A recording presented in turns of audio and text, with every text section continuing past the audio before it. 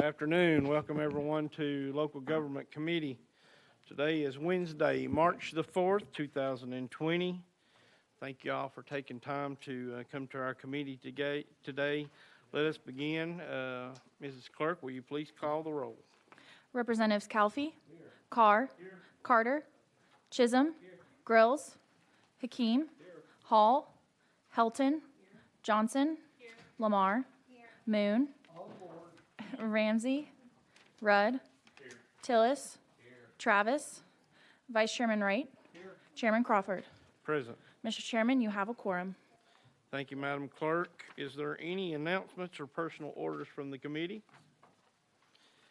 Seeing none, let me take just a moment to acknowledge the tragedies that occurred this week with the tornado and the storm damage across the state.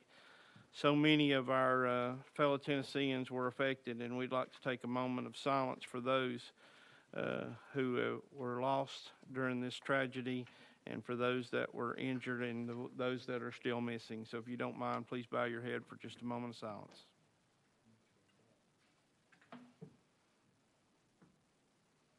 Thank you. Also today, personal order that I'm going to take privilege with, we have one of our very own. I know he looks like he's 16, but he's turning 40 today. Let's all give Representative Chisholm a happy birthday.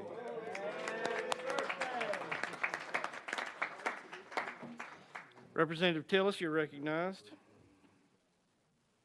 Thank you, Chairman. Just had one of our judges from Marshall County come walking into our committee meeting. I'd like to recognize her, Judge Lee Buzard, right there on the second row. Thank you for joining us. Today, after we take up our calendar, we will be hearing a brief presentation from the Tennessee Correctional Institute. So it will be exciting, so stay in your seats. At this time, we'll go ahead and get started, and we'll start with Speaker Pro Tem. Representative Dunn, you're recognized. Proper motion and second. Before us, Representative Dunn, you will please explain your bill. Thank you, Mr. Chairman. House Bill 1654, the proposed language clarifies that the alternative financing structures are permissible in the context of affordable, mixed-income housing development and provides financial partners with confidence that their investments in housing developments undertaken as part of a redevelopment project are protected. We had a really good conversation in Chairman Carr's subcommittee about this. And what they're trying to do is as they do these redevelopment projects, in order to make dollars go further, they often work with the private sector so that they can do more for the communities. And so the private investors, they just want to make sure that it's clear in state law that everything that's going on is up and up. And so this just takes what's already in the law and clarifies it. Thank you, Speaker. Is there any questions for Speaker Pro Tem Dunn? Seeing none, we're ready to vote. All those in favor of House Bill 1654, please say aye. Aye. Opposed, no. Bill passes, moves on to calendar and rules. Thank you all. We're going to jump around just a little bit. Well, maybe not. I thought I had Chairman Kiesling in here, so we'll go ahead and go to item number 2. Chairman Holtzcloth. Got a proper motion and second on the bill. Chairman Holtzcloth, you're recognized on House Bill 2047. Thank you, Chairman, committee members. Basically, House Bill 2047 allows the formation of a recreation board for Carter County. You've heard the explanation of the bill. Is there any discussion? Question's been called. All those in favor of House Bill 2047, please say aye. Aye. Opposed, no. Motion carries. House Bill 2047 will move on to Finance Sub. Thank you, Chairman. Item number 3, House Bill 2776 by Chairman Holtzclaw. We have a proper motion and second on the bill. Chairman Holtzclaw, you're recognized. House Bill 2776, basically what it does, it allows Tier 4. Do we have an amendment on this bill, Chairman? Yes, we did. House amendment number is 14975. That is correct. Proper motion and second on the amendment. Will you please explain the amendment? What the amendment, the original bill had Tier 3 and Tier 4 counties, and we amended it by the Comptroller's Office to Tier 4 only. You've heard the explanation of the amendment. Is there any discussion or questions on the amendment? Seeing none, we're ready to vote. All in favor of Amendment 014975, going on to House Bill 2776, please say aye. Opposed, no. Amendment is now on the bill. Representative Holtzclaw, you're recognized on the bill. Basically, it recognizes Tier 4 by the Department of Economic and Community Development to offer incentives that are approved by municipalities to promote development of single-family dwellings. You've heard the explanation of the bill as amended. Is there any discussion? Any questions? Questions being called. All those in favor of House Bill 2776 as amended, please say aye. Those opposed say no. Bill passes. Moves on to calendar and rules. Thank you, Chairman, committee members. Item number 4, our very own and lovable Chairman Kiesling. Will you please approach? Do I have a motion on the bill? Got a proper motion and second on the bill. Chairman Kiesling, you are recognized on House Joint Resolution 0809. It is. Thank you, Chairman. Yes, it is. And I may remind, please, it is a only a resolution. And what the synopsis of this resolution is doing this. It's requesting the United States U.S. Congress to convene an Article 5 convention for the purpose of proposing an amendment to the U.S. Constitution, which we feel would restore the public's trust in our representative government by reforming our campaign finance system. Ladies and gentlemen, it has nothing, and I repeat, nothing to do with political affiliation, political parties. We just think that the case, just as represented, or not represented, but Chairman Carter said in last week's committee, it's turned out to be a bitter war, a bitters war. That's what I'm saying, or referring to. Further, this resolution exercises Tennessee's constitutional right to call for a national Article 5 convention limited to reforming the system. And again, the word here is limited to reforming the system of special interest influencing our current federal campaign finance system. It would not change any of our laws or statutes, nor would it have any physical impact. Bottom line, the aim is to impress upon Congress to propose an amendment to themselves accountable for and proposing this amendment. Now, today with me, Chairman, you were there last week when Chairman Rudd, I did ask for. Well, let me preface that my question to you with this.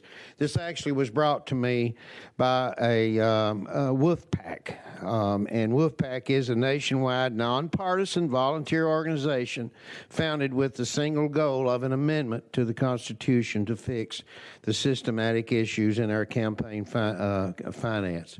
There's a large contingency of them. They give of their time. They're all volunteers. There's more to this, but I'll get right to the point. Mr. Chairman, last week, Chairman Rudd allowed us about a couple of minutes for a representative from Wolf-PAC to come forward and just give, and I'm still learning about this myself, I'll admit. And I was just wondering if we could go out of session and allow a couple of minutes for a representative to come forward and possibly, address any questions that maybe the committee might have, Mr. Chairman. Thank you, Mr. Chairman. Before we go out of session, I do have a couple people down to ask questions. Are these questions dealing with Chairman Kiesling, or do you want us to go out of session and ask those questions after we've heard from the speaker? Okay. We will do that, Chairman Kiesling, but right now I have a couple people that have questions for you. So without objection, we'll go to Representative Hakeem. you're recognized. Thank you very much, Mr. Chairman. Chairman Kiesling, I know this is dealing with, I guess we'll say at the federal level, but is there anything that we can do, or is it necessary to prevent this from being a Pandora's box where we open up everything?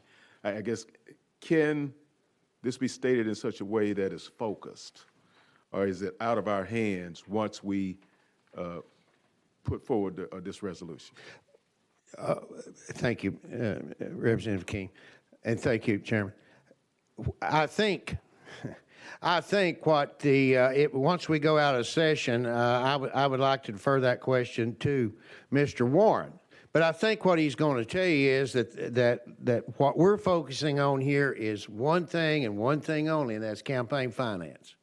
Campaign finance is what, right now, it takes 38 states of our 50, of course, to ratify. Even should there be a convention, it's going to take 34 states to pass this Article 5, and he can get into again, if allowed, he can get into explaining that. But again, I don't know if I'm answering your question, but again, when you say Pandora's box, I interpret that as a array of items, and that's not true. It's only campaign finance, sir. Yeah. Thank you, Mr. Chairman. Representative Johnson? Thank you, Mr. Chairman. I guess my question is, I feel like a constitutional convention is the wrong venue to address rules that the state could enact tomorrow. You know, do you have legislation currently to do this statewide, to do some campaign finance reform in the state? No. Because if you did... Thank you, Mr. Chairman. Oh, sorry. I'm sorry. Forgive me. Is that the question? I was just going to say that if you did, I would sign on immediately. But I really feel like this is something that we can do in the state without taking this to the federal step. And I'd love to see some campaign finance reform, but I feel like that venue for that is the state. Thank you, Ms. Johnson. Chairman Kiesling, are you ready for us to go out of session? I am prepared, sir, if you are. Without, we'll go ahead and go out of session. Thank you, Chairman. And as he makes his way on up here, this is Mr. Mike Warren. He will, of course, he knows the routine. He'll introduce himself and his again his affiliation. But again, Mr. Warren, you have a chairman and a committee that's giving you a couple 2 minutes or 3 minutes here, whatever the chair is. So please stay focused, sir. We Mr. will Chairman. recognize you for 3 minutes. Please state your name and your organization for the record. Absolutely. Good afternoon. My name's Mike Warren. I'm the Volunteer Legislative Director for Wolf-PAC, Tennessee. Thank you, Mr. Chairman, committee members, and thank you, Chairman Kiesling, for the opportunity to speak today. For those of you who don't know me or much about this resolution, I'd like to start at the beginning. Over 3 years ago, I sat down in a small coffee shop in Ottawa, Tennessee, just north of the tracks, with my representative, Judge Carter, and I told him about my idea. Now, he's not here today. I don't want to speak for him, but he basically said I was crazy, that I was going to come up here and work myself to death, and, well, he was right.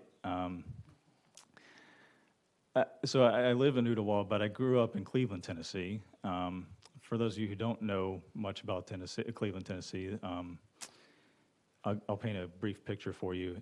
If you go to a street corner and there's not a bank there, there's a church there. I grew up in the church, and I was always taught from a young age that I have 2 ears and 1 mouth, and God gave me those for a reason, is because listening is twice as important as speaking. In fact, I feel uncomfortable with how much I've spoken already. But that lesson led me to spend the next 2 years coming up here, spending time away from my family, my friends, taking time off from work, and driving 2.5 hours just to get here, just so that I could listen to you and to many of your colleagues about your concerns about this topic. And that allowed me to craft a resolution that would allow Tennessee to speak directly to Congress and tell them that their days of no accountability are numbered, and that if they can't hold themselves accountable, we'll use our constitutional right of Article 5 to hold them accountable for them. If I may, Mr. Chairman, may I interrupt real quick? Yes, sir. And to you, Mr. Warren, you've heard a couple of concerns already from the committee. Could you quickly go ahead and address those for the two committee members? One, the Pandora box issue, and then Representative Johnson's question. Could you do that real quickly? Absolutely. Clock's ticking.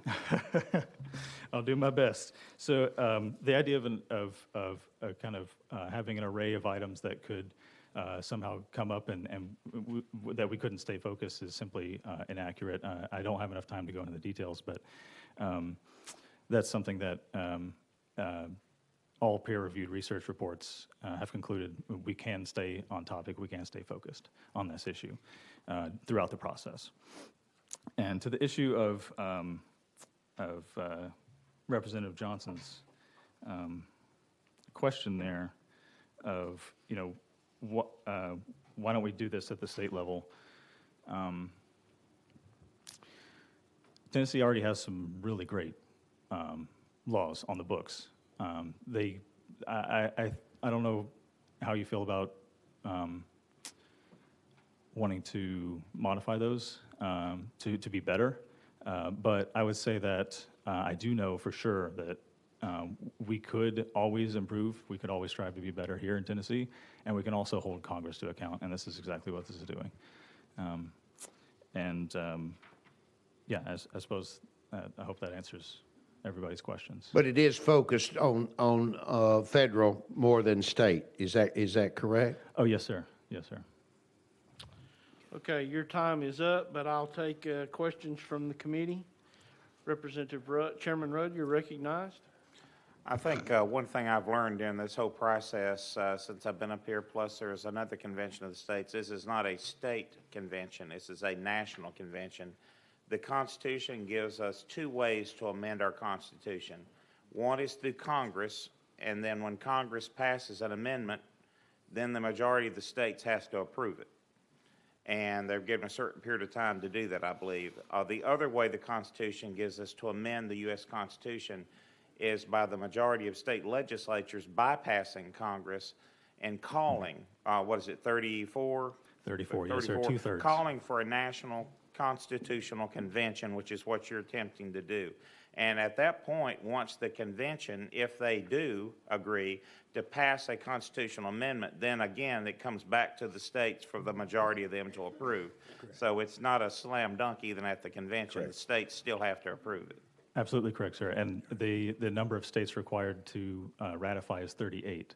So 34 could call for it, 38 have to ratify it before it's in the Constitution. Okay, thank you. Just for clarity. Any other questions from the committee for the speaker?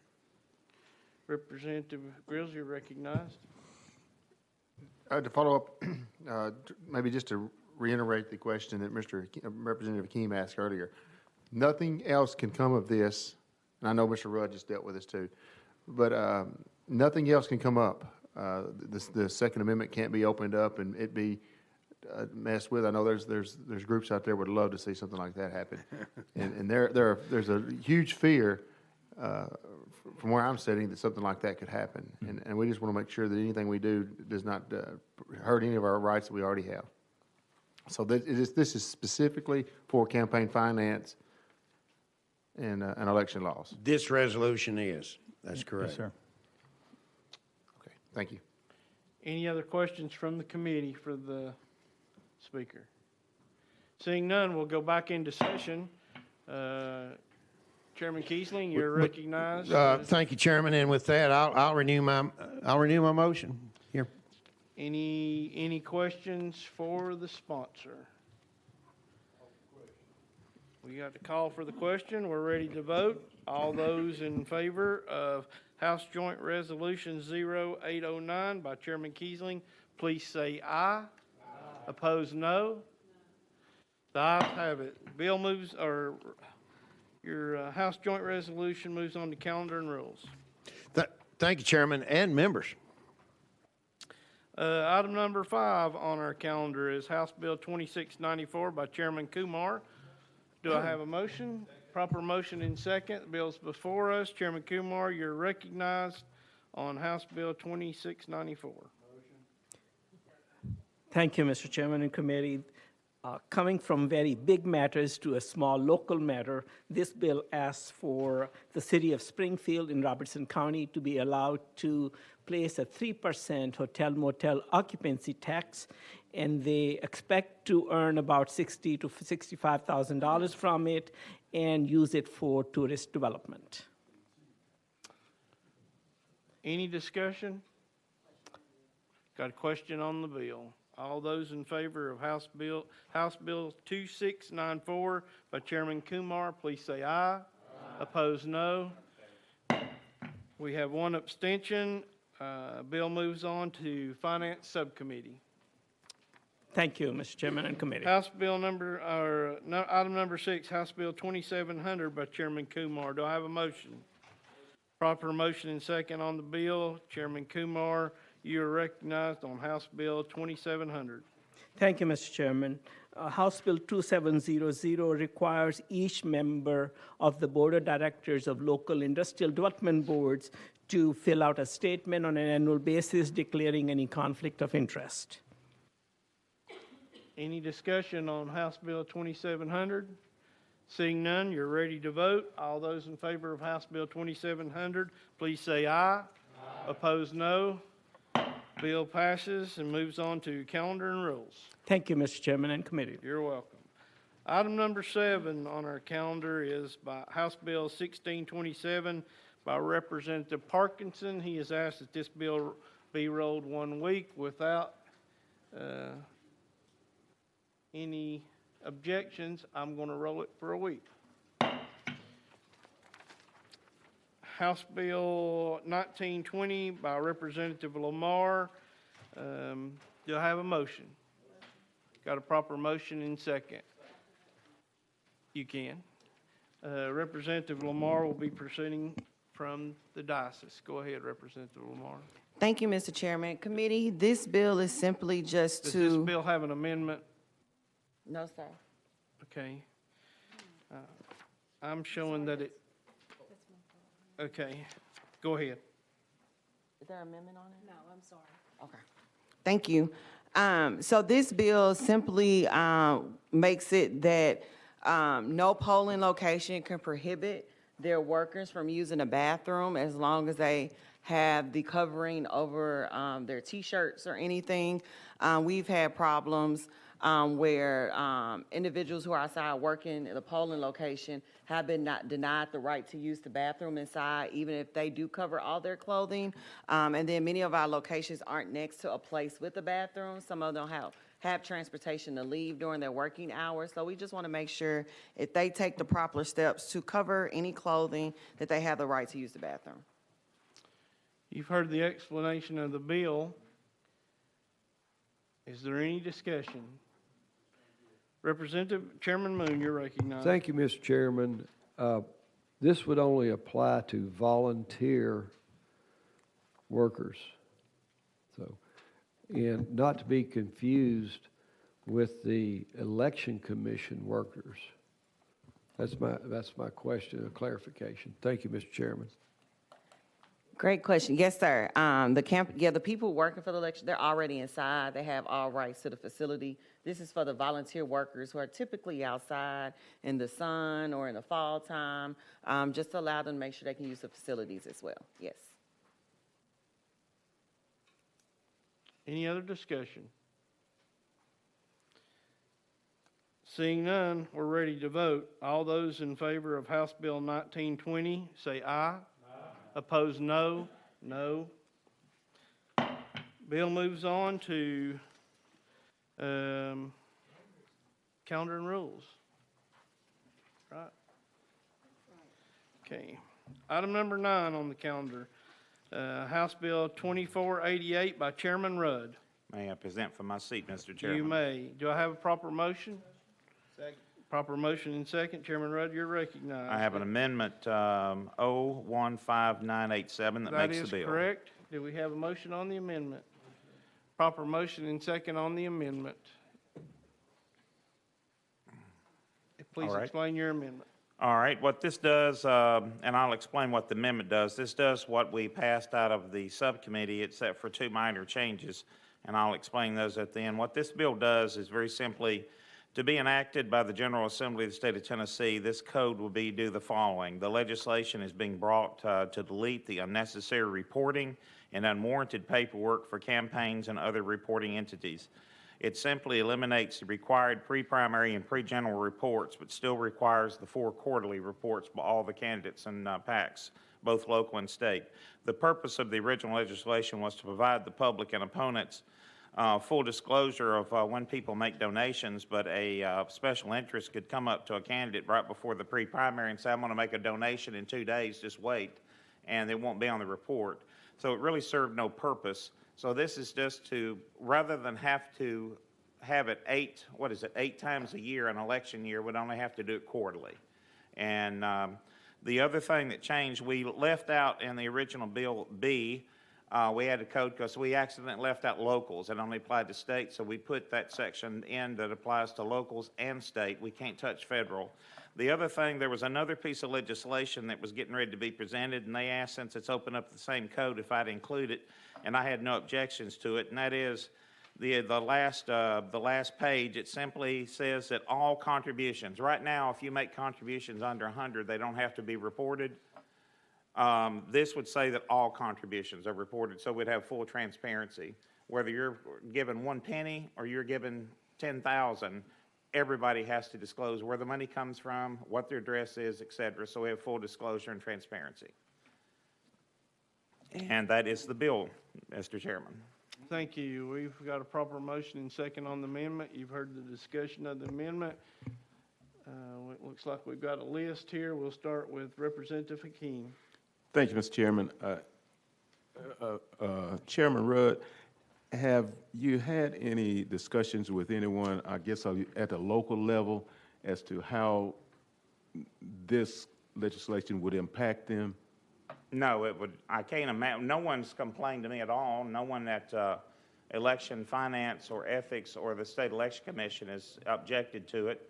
I can't imagine anybody complaining about it because it would simplify the reporting, yet it would still give full disclosure on your quarterly reports. It would just eliminate the pre-primary and the pre-general reports. You'd still have to report it quarterly on your disclosures, all contributions. And as far as the other, I'm not sure if that's what answers your question or not, if that's what you're getting at. Well, you know, I guess I just Representative want. Hakeem, you're recognized. I apologize, Mr. Chairman. I just didn't want. I'm asking. I didn't want us to assume what the locals felt about this. I didn't know if we had reached out in any way to get a response on that. No, I haven't, Chairman Rudd? and I'm sorry. No, I haven't, and I think it's legal can answer this. They didn't come up as a question, but usually if we pass laws like this that require the state to do one thing and the locals do another, it usually needs to apply to everyone. It's usually best. So I just applied it to everyone that we could apply to. All right. Thank you, Mr. Chairman. Chairman Moon, you're recognized. Representative Lamar, you are recognized.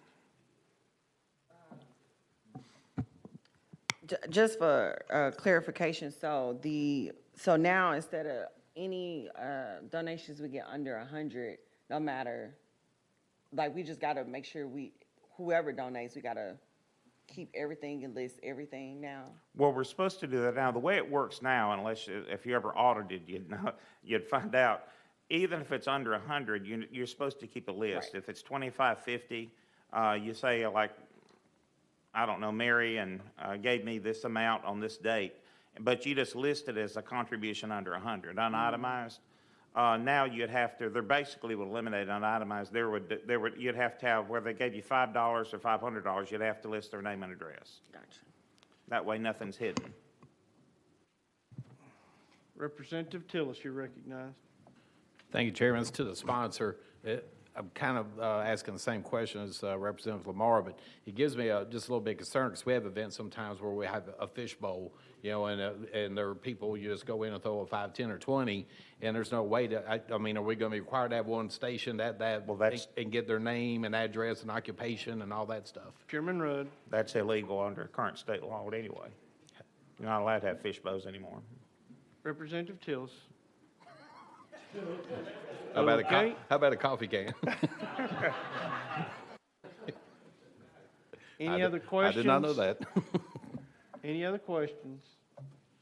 We are on the amendment, correct?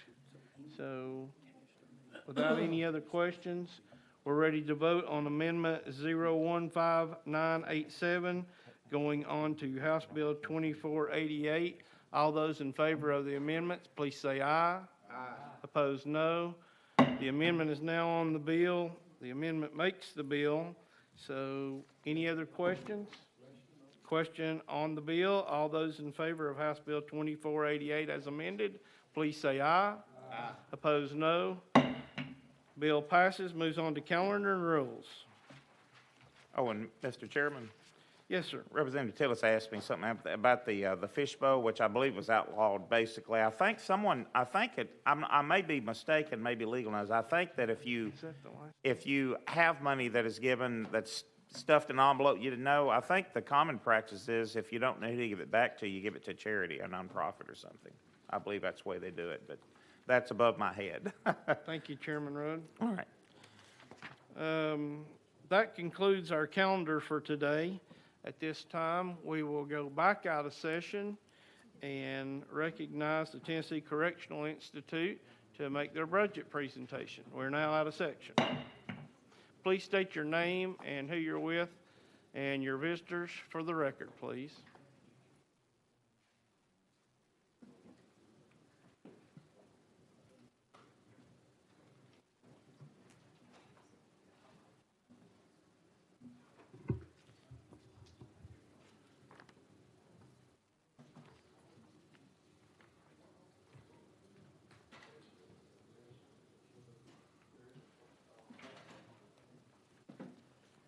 Thank you, Mr. Chairman and committee members. Thank you for having us today. My name is William Wall. I'm the Executive Director of the Tennessee Corrections Institute. With me today, I have Joanne Pogue, who is an ASA-4 for Tennessee Corrections Institute, and Alan Staley, who works for the Department of Finance and Administration, who assists our agency with our finances. Welcome to the Local Government Committee. We're tickled to have you here. Thank you, sir. Essentially, Tennessee Corrections Institute is responsible for the training of local correctional staff across the state, their non-support facility staff and their support staff. Also, we are responsible for the inspection of local correctional facilities, which are all jails, workhouses, police lockups, things of that nature. And we're responsible for the technical assistance. When facilities need help, operational assessments, those types of things, we are responsible for those. In regards to our budget, we did not ask for an improvement this year. We are moving forward with our operations. We're currently a little bit understaffed as far as open positions, but we're in the process of filling those, but we're well within the parameters of meeting all of our budget requirements. And I'll be more than happy to answer any questions, and I have them as well to answer any questions that the committee may have. Are there any questions for PCI today from the committee? Representative Hakeem, you're recognized. Thank you, Mr. Chairman. I'll use the term, the quality, well, the dollars that you're able to provide to pay correction officers and the quality of candidates that you're receiving. Do you find that acceptable or adequate within the system? Well, thank you for the question. Currently, TCI does not oversee the salaries for local correctional facilities. That's completely determined by the local agencies and the local county governments. Do I think corrections officers many times are underpaid? Sure. But do I think we're competitive compared to some of the local states? We're absolutely competitive with local states related to local corrections as we look at some of the pay rates. We don't see anything that's just striking to say correctional officers on a local level are significantly paid less than others. There are certain situations, specifically in distressed counties, sometimes we see that, where there's just not within the budget. So we understand that, but we don't dictate exactly how much locals have to make, or it's ultimately up to the local county commissions.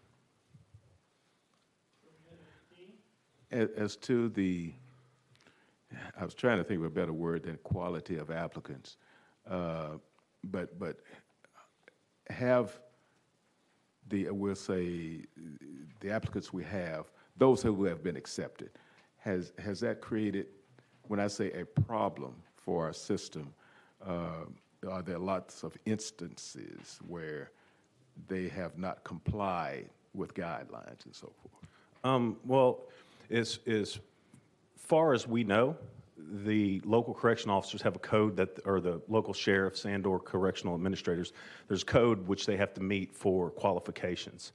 If I could, but they have to follow that code, and let's say if they had a DUI 5 years ago, there's a process in which they can receive a waiver. Our Border Control hears that waiver to see what they've done since then, and will allow them to work for the local correctional facility. The one thing we do see is high rate of turnover. Statewide, I recently performed a study. We're looking at about 35% on average across the local correctional facilities. Many times what we see is that it's really the job is highly difficult and challenging, and it takes a special individual to be able to walk into a jail and work in that situation every day. But right now, our economy is great, and the private sector is really competitive outside of corrections to, a lot higher paying jobs outside of corrections at the moment. So we see that as a contributing factor as well. I hope that answered your question, sir. Yes, sir. Thank you, Mr. Chairman. Representative Tillis, you're recognized. Thank you, Chairman. Thank you all for being here today. So I'm trying to just figure out more what you guys do and what your operation is within the state. So you guys are responsible for training local, I don't know exactly what term I would use for the local jailers, or correctional officers would be the same as in prisons. But so you guys are responsible for training them on the local level and working with the local sheriff's departments to train these people to work in the local jails? Yes, sir, that's correct. We provide their basic and their in-service training. Each year we provide 48 hours of basic. 16 of that is online, which we custom developed, and 16 of their local in-service each year, and they're responsible for the other 24. You're required 40 years of annual in-service each year following your basic training. You're recognized. Is that on par with what people would work in Tennessee Department of Corrections? And the reason I ask that is we, hear a lot about local jails having to hold prisoners that should be moved to a state penitentiary, and they're being paid to house these. Are these correctional officers getting the same training, same level of attention that the guys in the correctional facilities, large correctional facilities, would be? Yes, sir, I absolutely believe they do. In a shorter form, and many times depending on how much training is provided on the local level as well. We provide a very, very thorough basic from A to Z. Also, there's some requirements which require an orientation process, and we track their training fully to make sure, and there's certain individual mandates such as suicidal awareness and different medical training that they have to have each year. So I believe we're on par. We're absolutely on par with that type of training, and we provide specialized training as well. Representative Tillis. Thank you, Chairman. Just one more question. So I hope I'm not asking a question that was already answered, maybe in your response to Representative Hakeem. But are these local correctional officers, is their salary on par with the people working within the Department of Corrections? In some areas, it's less. In some areas, it's significantly more. It just depends on the local agency, the county, the municipality. We see anywhere from 15 to 20% higher than the Department of Corrections is paying, but we've seen as low as recently as like $9.25 an hour to work in a local correctional facility with no benefits. So it just depends on where you go. Once again, it's a local situation in which what their budget will allow is what they're able to provide. Okay, thank you. Thank you, Chairman. You're welcome. Is there any other questions from the committee? Seeing none, thank you all so much for taking time and coming and explaining that to us and being here to answer any questions. If you have any paperwork or anything that you'd like to distribute to the committee, if you'll bring that to my office, I'll make sure each person gets it. But thank you all so much for showing up. Thank you so much, Mr. Chairman. Without objection, we'll go back into session. We're back into session. Is there anything else to come before the committee? Any announcements, personal orders? Seeing none, without objection, we are adjourned.